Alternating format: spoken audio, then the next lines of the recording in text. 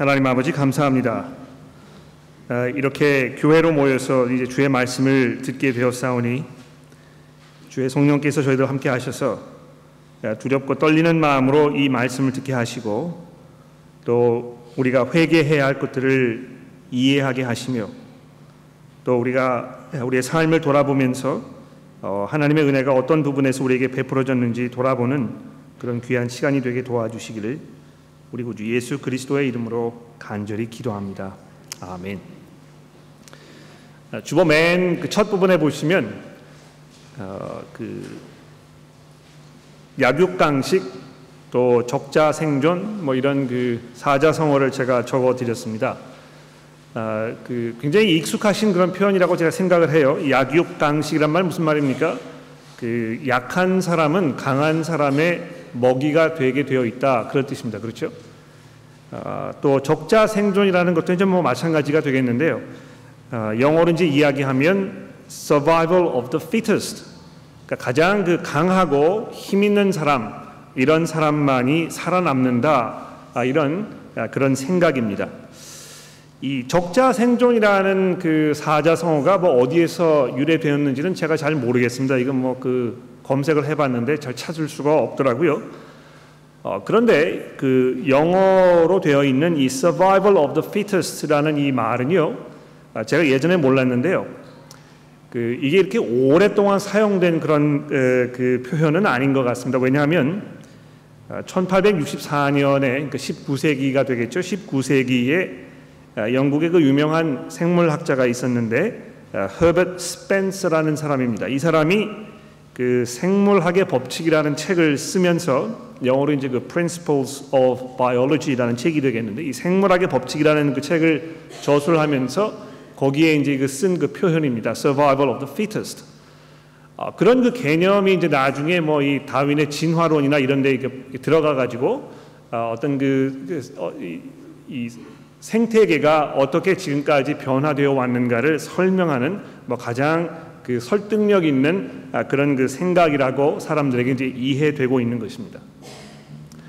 여러분들 그렇게 믿으십니까? 약육강식, 적자생존, survival of the fittest, 이렇게 여러분 믿으시면서 살고 계십니까? 아마 정말 이렇게 세계가 돌아가고 있다면 우리가 살고 있는 이 세계에는 정말 소망이 없고 또 정말 사람들로 하여금 메마른 그런 상황 속에서 살 수밖에 없는 그런 상황이 벌어지지 않을까, 이렇게 생각이 됩니다. 그렇지 않습니까? 내가 살아남기 위해서는 다른 사람을 눌러야 하고 다른 사람을 이겨야 하고 그렇기 때문에 거기에는 어떤 은혜를 베풀거나 사랑을 베풀거나 관용을 베풀거나 이런 것이 허락되지 않는 것입니다. 내가 다른 사람에게 조금 관용을 베풀면 오히려 그것이 나에게 해로 돌아오기 때문에 내가 어쩔 수 없이 내가 살아남기 위해서 다른 사람을 공격하고 그 사람 위에 올라가야 하고, 이런 것이 아주 강력한 이런 사회의 현실이라고 우리가 한탄할지 모르겠습니다. 우리 그리스도인들은 이런 생각을 하면서 살고 있을까요? 물론 많은 분들이 그렇습니다. 나는 내가 살고 있는 삶의 원칙은, 내 삶의 신조는 적자생존입니다, 이렇게 대놓고 이야기하시는 분들 그렇게 많지 않을 거라고 생각을 해요. 그러나 실제로 우리가 자녀들을 교육하는 데 있어서 또 조금 이렇게 관계에 어려움이 생겼을 때 바로 본능적으로 이런 방법으로 서로 관계하게 되지 않는가, 이런 염려가 이제 조금 있는 것입니다. 그래서 우리 어린 아이들, 자녀들에게도 학교에 가서 공부 열심히 해, 뒤떨어지지 마, 어떻게 해서든지 간에 앞서가는 사람이 되어야 하고 뒤로 낙오되는 사람이 되면 안 돼. 그래서 이 공부로 자꾸 이렇게 부모님들이 다그치기도 하고 또 나가서 친구들하고 싸우다가 맞고 들어오면 부모님들 참지를 못하시고 왜 맞고만 다니냐고 이렇게 이야기하시기도 하고, 심지어는 이 학교를 찾아가 가지고 자기 자식을 때린 그 아이를 만나 가지고 그 아이를 때려주는 이런 부모님들도 계시는 것입니다. 그러니까 이 겉으로는 우리가 적자생존이라는 생각을 믿지 않는다고 하지만 실제로 살아가는 데 있어서 그렇게 하고 있는 경우가 상당히 많은 것입니다. 그렇지 않습니까? 이 교회에서 관계를 맺을 때도요. 어떤 면에서 좀 나에게 상처가 되거나 또 내 이 기분을 언짢게 하거나 이런 사람을 만나게 되면 어떻게 해서든지 간에 그 사람에게 이 보복하려고 하고 그 사람에게 어떤 적당한 피해가 가도록 이렇게 우리가 뒤에서 조작하고 이런 것들이 굉장히 교회 안에서도 많이 발견되는 것을 안타깝습니다만 보게 되는 것입니다. 본능적으로 우리가 그렇게 한다는 것이죠. 자기를 방어하기 위해서 어떻게 해서든지 간에 다른 사람에게 피해를 가도록 하게 해야 속이 후련한 것입니다. 어떤 면에서는 이 교회에서 이 리더의 역할을 하는 사람들을 선택하는 데 있어서도 그런 개념들이 그대로 적용되는 경우가 상당히 많은 것 같습니다. 어떻게 해서든지 간에 사회에서 좋은 평판이 있거나 많은 것을 성취한 것처럼 보이는, 그래서 재력이 좀 있고 또 학력이 있고 이 사회적 경험이 풍부하고 이런 사람들, 강한 사람이 살아남는 거니까 그런 사람에게 교회의 어떤 일을 맡기고 그런 사람을 교회에서 자꾸 세워주고 이렇게 하는 것이 교회 안에 상당히 많이 보이는 것입니다. 얼마나 이것이 삭막하고 또 끔찍한 결과를 낳게 될 수밖에 없는 것인지 우리가 잠시 생각해 보게 됩니다. 이런 사회 속에서는 약한 사람은 설 자리가 없습니다. 자기를 스스로 대변할 수 있는 능력이 없는 사람들은 아무런 존재 가치를 가지지 못하는 것입니다. 그냥 다른 사람의 성공을 위해서 도구로 사용될 수밖에 없는 그런 상황에 있는 것이죠. 물론 사회가 그런 생각 속에서 돌아가고 있는 게 사실입니다만 우리가 알고 있는 이 예수 그리스도의 복음은 우리에게 무엇을 말씀해 주고 있습니까? 오늘 본문 말씀인 고린도후서 10장의 말씀을 돌아보면서 이런 문제에 대해서 몇 가지 생각해 보도록 합시다. 이미 잘 아시겠습니다만 고린도 교회와 사도 바울 두 사이에 관계에 어려움이 생겼습니다. 고린도 교회가 사도 바울을 바라보면서 마음에 내키지 않고 별로 이렇게 보잘것없는 것처럼 보이고 또 사도 바울로부터 좀 심하게 들리는 그런 편지를 받아보고 자기가 회개해야 할 것들에 대해서 지적하는 이 사도 바울의 날선 그런 이야기를 들으면서 고린도 교회가 별로 그렇게 바울을 탐탁하게 생각하지 않았던 것입니다.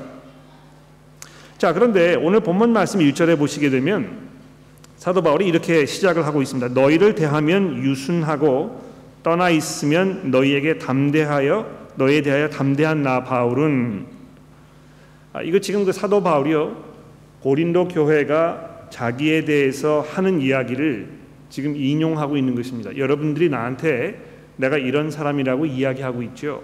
약간 조소 섞인 그런 말로 이렇게 좀 얘기하고 있는 것입니다. 고린도 교회가 사실 그랬습니다. 사도 바울이 직접 자기가 이 고린도 교회를 찾아와 가지고 거기에서 고린도 교회 성도들의 삶 속에 있었던 복음에 합당하지 않은 그런 면들을 이렇게 지적할 때 별로 그렇게 능력 있는 것처럼 보이지 않고 말주변도 별로 없는 것 같고 별로 설득력이 없고 이렇게 보였던 모양입니다. 그래서 10절을 내려가서 보시게 되면 사도 바울이 이 편지를 이렇게 쓰고 있지 않습니까? 그들의 말이 그의 편지들은 무게가 있고 힘이 있으나 그가 몸으로 대할 때에는 약하고 그 말도 시원치 않다 하니, 그래서 직접 사도 바울을 만난 사람들은 만나보니까 별거 아니더군요. 학식이 있는 것도 아닌 것처럼 보이고 또 풍채가 좋은 것도 아니고 삶 속에서 많은 걸 이룬 것처럼 보이는 것도 아니고 그냥 보잘것없는 그런 사람입니다. 이 편지는 잘 쓰는 것 같은데요, 직접 만나보면 별거 아니에요. 사도 바울이 이 허풍장애에 불과하다고 지금 고린도 교회가 이렇게 이야기하고 있었던 것이 분명합니다.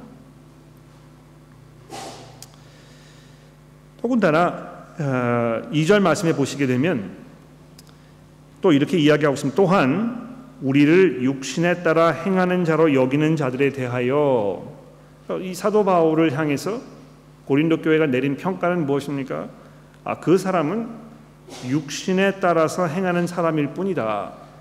이런 그 평가를 내리고 있었다는 것입니다. 거기에 대해서 3절 말씀해 보시면 사도 바울이 이렇게 해명합니다. 우리가 육신으로 행하나, 맞습니다. 여러분이 이야기하는 대로 우리가 육신으로 행하는 게 분명합니다만, 육신에 따라 싸우지 아니하노니 우리의 싸우는 무기는 육신에 속한 것이 아니요. 이렇게 하면서 이 육신에 대해서 자꾸 이야기하고 있습니다. 뭘 말하는 것입니까, 여러분? 어떻게 하는 것이 육신을 따라 행하는 자들입니까? 어떻게 하는 것이 육신을 따라서 행하면서 육신에 속한 것입니까? 영어 이제 NIV 성경을 가지고 계시는 분들 뭐 이렇게 확인을 해 보시면 NIV 성경에는 이걸 이제 다 풀어 가지고 이 세상의 그 기준을 따라 사는 사람이라 이렇게 풀어서 이제 번역을 해 놓았습니다. Living according to the standards of this world, 뭐 이렇게 번역을 해 놓은 것이죠. 뭘 말하는 것입니까? 이 세상 사람들이 서로를 판단하고 기준할 때 쓰는 그런 그 흔한 방법들, 제가 지금까지 말씀드리지 않았습니까? 그 사람의 외모, 뭐 그 사람의 사회적 위치, 그 사람이 이룬 업적들, 뭐 이런 거를 가지고 사람을 판단하는 것입니다.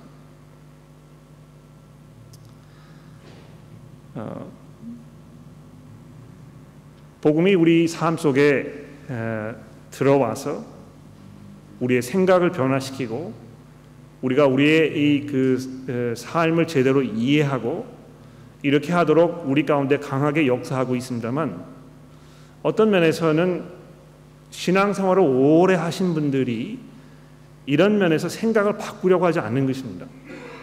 그냥 이 성경에서 이야기하는 그거는 그냥 그대로 남겨두고 주일날 교회 오면 뭐 그렇게 하는가 보다 이야기 듣고, 실제로 살아가는 데 있어서는 이 세상 사람들이 가지고 있는 생각과 기준을 그대로 적용해서 그 방법대로 결정을 내리고 그 방법대로 삶을 살아가는 것입니다. 어떻게 해서든지 간에 자기 자신을 드러내려고 하고 자기의 업적을 조금 자랑하려고 하고 어떻게 해서든지 간에 좀 사회적으로 성공한 사람들의 케이스가 교회 안에서 가장 중요한 것인 것처럼 자꾸 이렇게 얘기되는 것입니다. 그래서 그렇지 않으면 교회 안에서도 자기가 낙오되는 것처럼 느껴지고, 뭐 이 부모님들 경우에 다른 아이의 자식과 자기 자식을 비교하면서 너는 왜 이렇게 못하느냐고 따지게 되고, 이런 것들이 얼마나 많이 있습니까?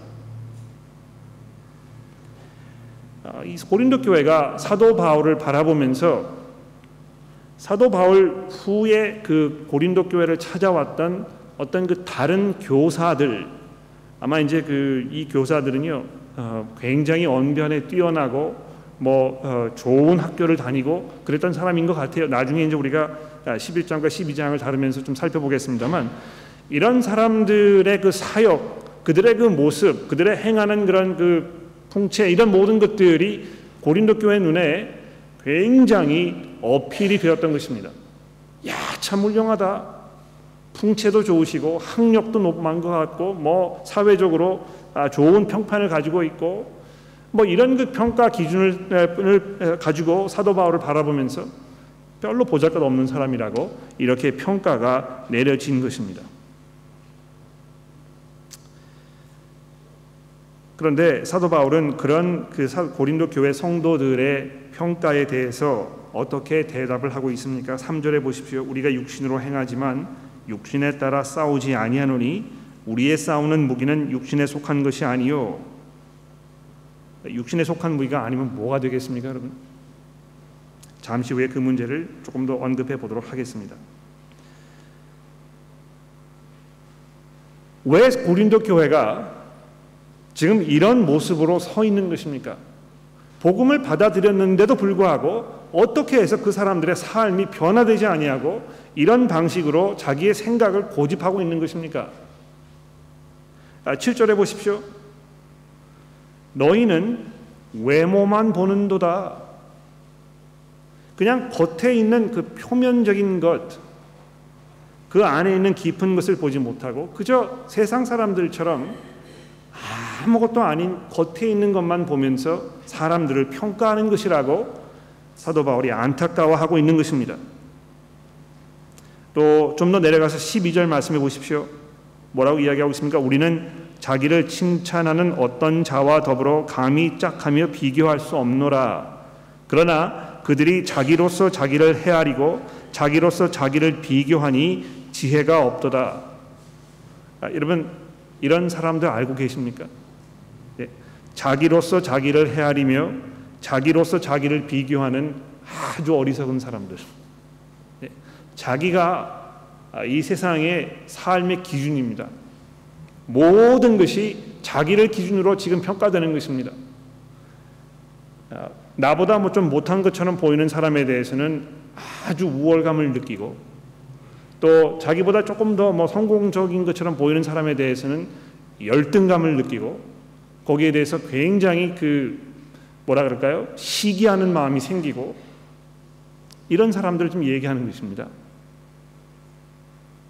자기를 스스로 칭찬하면서 자기를 내세우면서 어떻게 해서든지 간에 누가 자기를 좀 봐주기를 원하는 그런 사람들과 사도 바울이 자기 자신을 비교하지 말라고 고린도 교회에 지금 당부하고 있습니다. 우리 교회의 문화는 어떤지 한번 생각해 보아야 되지 않겠습니까? 우리 교회에서는 서로 관계할 때, 사람들을 대할 때, 특히 뭐 이 교회에서 어떤 그 리더의 역할을 하는 사람들을 선출할 때 우리가 무엇을 기준으로 사람들을 판단하고 평가하는 것입니까? 이런 고린도 교회의 불경건한, 복음에 합당하지 않은 이런 모습에 대해서 이제 사도 바울이 뭐라고 답하고 있습니까? 다시 1절로 돌아가 봅시다. 너희를 대면하면 유순하고 떠나 있으면 너희에 대하여 담대한 나 바울은 이제 그리스도의 온유와 관용으로 너희를 권하고, 이렇게 되어 있습니다. 첫 번째 답이 여기 있는 것입니다. 그렇죠? 그리스도의 온유와 관용으로 내가 담대하게 여러분들을 권합니다. 사도 바울의 마음 가운데 가장 깊이 자리하고 그의 생각과 그의 행동과 그의 말과 그의 모든 것들을 주관했던 가장 중요한 그 원칙, 이것이 있었다면 예수 그리스도 그분입니다. 근본 하나님의 본체시나 하나님과 동등됨을 취할 것으로 여기지 아니하시고 종의 모습으로 자기를 비워 이 땅에 오신 예수 그리스도의 그 온유하심과 그분의 그 관용과 관대함과 그분의 겸손함과 그분의 사랑과 이런 것이 사도 바울 자기의 그 삶을 지금 통째로 지배하고 있다는 것을 지금 말하고 있는 것입니다. 그래서 좀 이 고린도 교회를 향해서 회개할 것을 종용할 때도 그 사람을 뭐 심판하면서 자기를 우월하게 생각하면서 이렇게 하는 것이 아니고요, 정말 안타까운 마음에서 그리스도의 온유와 그분의 관용으로, 그분의 사랑으로 내가 여러분들을 대하고 있지 않습니까? 이렇게 자기의 마음을 지금 쏟아놓고 있는 것입니다.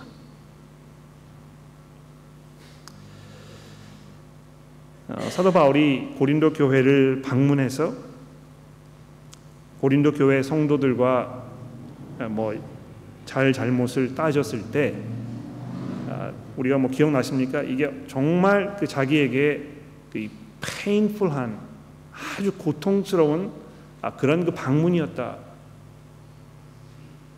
그래서 내가 여러분들 다시 방문하지 아니하고 이제 편지를 쓰기로 한 것이다. 근데 그 편지를 고린도 교회 성도들이 받아보고 어떤 반응을 보였습니까? 너무 뭐 이 편지가 지금 그 심각하게 그 말이 좀 너무 거칠고 심기를 불편하게 하고 이런 그 역반응이 일어나지 않았습니까? 또 왜 그런 것입니까? 아니 도대체 자기가 뭔데, 나보다 나은 게 뭐가 있어서 나에게 이렇게 이야기하는 것이냐, 이런 그 불편한 마음이 생겼던 것입니다. 여러분 교회에서도 그런 뭐 경험이 있으신지 모르겠어요. 성경 공부를 이렇게 하시면서 또는 뭐 설교를 들으시면서 교회 안에서 성도들끼리 서로 이야기하면서 이 경건의 문제에 있어서 그리스도인으로 살아가는 그런 문제에 있어서 어떤 그 지적을 이렇게 받은 것입니다. 아유, 형제 여러분, 형제님 이렇게 하시면 별로 바람직한 거 아닌 것 같아요. 우리가 그리스도인으로서 경건함을 유지하기 위해서는 이런 면에서 변화가 있어야 되지 않겠습니까? 이런 그 권면의 말을 들었을 때 발끈하는 것입니다. 참을 수가 없는 것이에요. 누구에게 지적을 당하거나 그 회개를 이렇게 독촉받거나 이런 것을 경험하면 인격 모독이라고 생각하는 것입니다. 네가 뭔데? 무슨 자격으로? 그렇게 하니까 교회에서요 실제로 깊은 그 말씀의 교제가 이루어지지 않습니다. 그냥 점잖게 서로의 사생활을 타치하지 않으면서 그냥 교회에 잠깐 와서 이렇게 모임 시간에 참석하고 조금 덕담 나누고 그냥 집에 돌아가면 나도 마음 편하고 상대방도 마음 편하고 이런 그 아무런 능력이 없는 그런 신앙생활로 점점 전락하게 되는 것입니다. 그러나 바울 사도는 고린도 교회의 그런 모습을 바라보면서 물러서지 않았습니다. 어떻게 했습니까? 내가 그리스도의 온유와 관용으로 너희를 권하고 또한 우리를 육신에 따라 행하는 자로 여기는 자들에 대하여 내가 담대히 대하는 것 같이 너희와 함께 있을 때에 나로 하여금 이 담대한 태도로 대하지 않게 하기를 내가 여러분에게 간구한다. 물러서지 않는 것입니다. 그러면서 3절에 보십시오. 우리가 육신으로 행하나 육신에 따라 싸우지 아니하노니 우리가 싸우는 무기는 육신에 속한 것이 아니요 오직 어떠한 견고한 진도 무너뜨리는 하나님의 능력이라. 모든 이론을 무너뜨리며 하나님을 아는 것을 대적하여 높아진 것을 다 무너뜨리고 그 모든 생각을 사로잡아 그리스도에게 복종하게 하니 너희의 복종은 온전하게 될 때에 모든 복종하지 않는 것을 벌하려고 준비하는 중에 내가 있다. 사도 바울이 지금 이 막말로 이야기하면 칼을 갈고 있는 것입니다. 예? 내가 여러분들 찾아갈 것입니다. 그런데 찾아가서 여러분께서 지금 가지고 있는 이 불경건한 생각들, 이 세상 속에 파묻혀서 세상 사람들처럼 세상을 바라보고 우리의 삶을 이해하는 여러분들의 그 불경건한 모습, 이것을 하나님의 능력으로, 즉 예수 그리스도 그분의 복음으로 내가 이것을 다 해체시키고 여러분의 마음 가운데 예수 그리스도의 모습이 드러나도록 내가 조치할 것입니다. 여기 보시면 어떠한 진도 무너뜨리는 하나님의 능력, 4절 말씀인데요. 이거에 대해서 우리가 조금 생각해 볼 필요가 있습니다. 어떤 것이 하나님의 능력입니까? 흔히 이제 교회를 이렇게 정하실 때 많은 분들이 교회를 한번 찾아가 보고 그 교회의 분위기에 대해서 많이 이렇게 염려하신 것 같아요. 그 교회 분위기가 어떤가? 찬양에 열기가 있고 기도가 좀 화끈하고 이 설교도 좀 쩌렁쩌렁하고 교인들이 들썩들썩하고 거기에 어떤 그 힘이 있는 그런 그 분위기에 이런 거를 사람들이 많이 선호하는 경우가 있는 것입니다.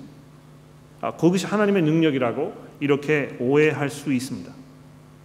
그런데 사도 바울이 지금 이야기하는 이 하나님의 능력이 나타났을 때 이루어지는 그 결과가 무엇입니까? 모든 이론을 무너뜨리며 하나님을 아는 것을 대적하여 높아진 것을 다 무너뜨리는, 바로 거기에서 하나님의 능력이 나타난다는 것입니다. 여러분, 이 예수 그리스도의 복음, 이것이요, 이 세상에 있는 모든 이론과 이 세상의 모든 삶의 방식과 이 세상의 모든 중요하게 여겨지는 그러한 원리와 원칙들을 다 무너뜨린다는 것입니다.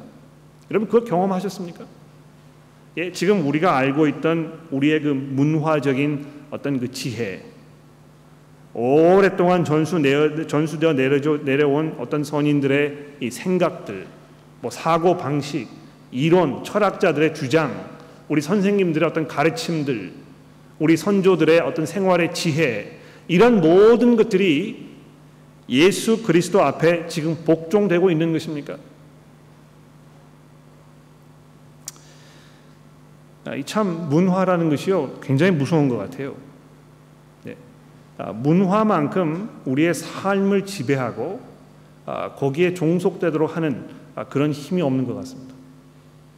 우리가 이 한국 사람들이기 때문에 이민을 얼마 전에 왔든지 호주에서도 호주 사람처럼 살지 않고 한국 사람으로 사는 것입니다. 이 민족 의식이라는 것이요 참 대단한 것 같아요. 이것만큼 사람들의 마음을 휘어잡는, 사람들을 결속시키는 그런 그 삶의 요소가 또 있을까요? 모든 것이 그 한국의 문화, 그렇게 하는 것은 우리 문화에 맞지 않아.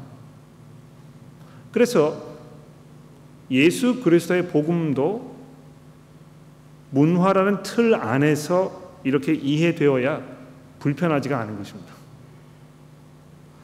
그리스도의 이 복음과 우리의 가지고 있는 문화가 서로 충돌을 일으킬 때 사람들은 우리의 문화를 쉽게 포기하지 않습니다. 어떻게 해서든지 간에 이 두 개를 결합시키려고 하고 어떻게 해서든지 간에 잘 융화를 시켜서 우리 문화도 유지하고 복음도 유지하는 이런 생각 자꾸 가지게 되는 것입니다. 결과적으로는 자꾸 복음을 타협하게 되고 복음의 이 날카로운 진수가 점점 희석되어 가는 그런 모습이 얼마나 많이 벌어지고 있는지 안타까울 뿐입니다. 그러나 사도 바울의 생각은 무엇입니까? 모든 이론을 무너뜨리며 하나님을 아는 것을 대적하여 높아진 모든 것들을 다 무너뜨리고 모든 생각을 사로잡아 그리스도께로 복종하게 하노니. 이 바울 사도의 사역의 가장 핵심적이고 기본적인 개념이 바로 여기 있습니다. 모든 생각들을 사로잡아서 그리스도께 복종하도록 하는 것, 이것이 참 하나님의 능력이라는 것입니다. 우리의 삶을 지배하는 생각들이 얼마나 많습니까? 이 세상에서 가장 중요한 존재는 바로 당신입니다.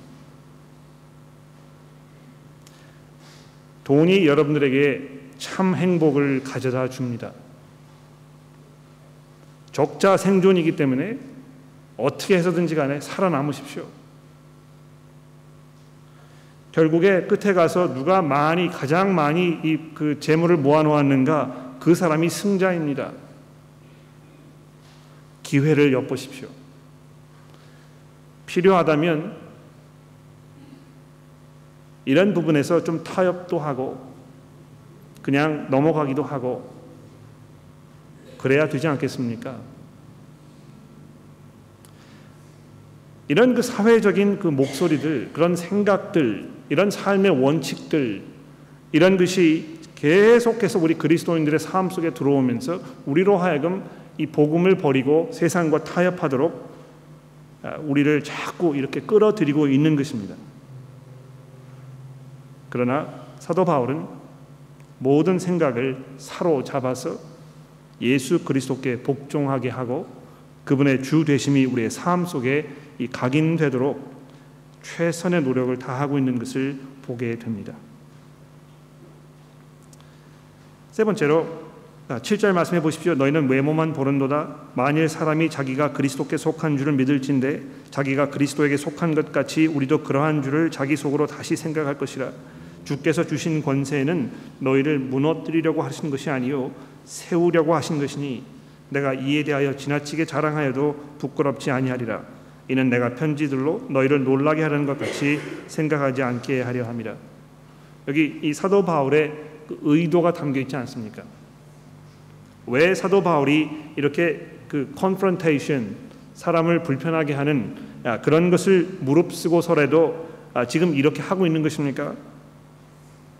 8절에 주께서 주신 이 권세는 여러분들을 무너뜨리려고 내가 지금 이렇게 하는 것이 아니고 여러분에게 해가 되도록, 여러분에게 피해가 되고 나는 높아지려고 이렇게 하는 것이 아니고 여러분을 세우려고 제가 이렇게 하는 것입니다. 그리스도의 관용으로, 그리스도의 사랑으로, 그리스도의 온유함으로 내가 여러분들을 바라보았을 때 내 목적은 여러분에게 득이 되고 여러분의 경건한 삶 속에 이득이 되는 그런 결정들을 하기 위하여 제가 이렇게 할 수밖에 없는 것이라고 사도 바울이 이야기하고 있습니다. 복음이 여러분의 삶 가운데 얼마만큼의 변화를 일으키고 있습니까?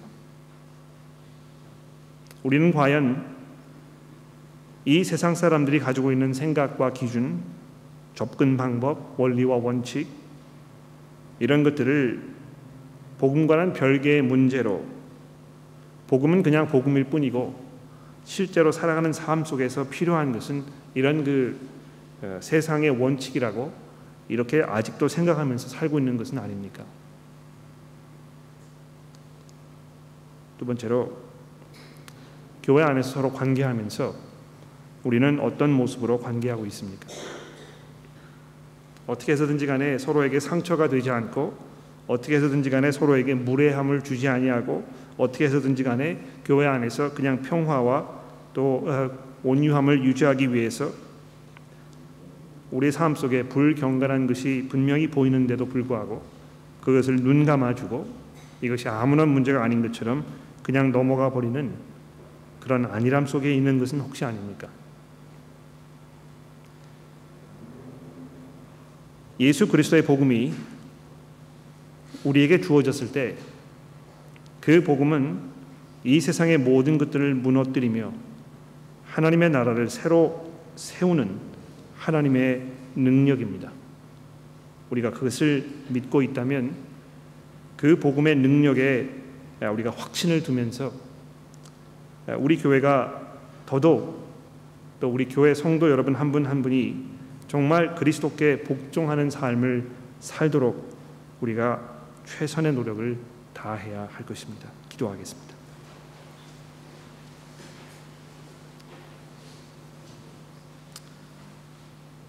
하나님 아버지,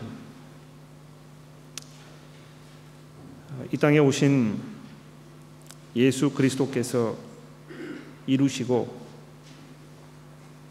또 가져오실 그 하나님의 나라를 우리가 기억해 봅니다.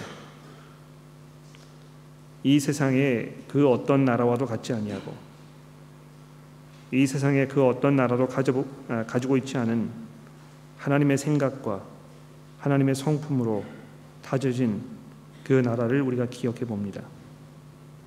예수 그리스도의 온유와 그분의 관용과 그분의 사랑과 이런 것들로 가득가득 채워진 그 나라를 우리가 소망합니다. 하나님, 우리가 교회로서 매 주일 모일 때에 그러한 그리스도의 나라를 소망하는 사람들로서 우리의 삶을 이해하며 우리의 삶을 바라보며 서로 관계할 수 있도록 저희를 도와주시기를 우리 구주 예수 그리스도의 이름으로 간절히 기도합니다.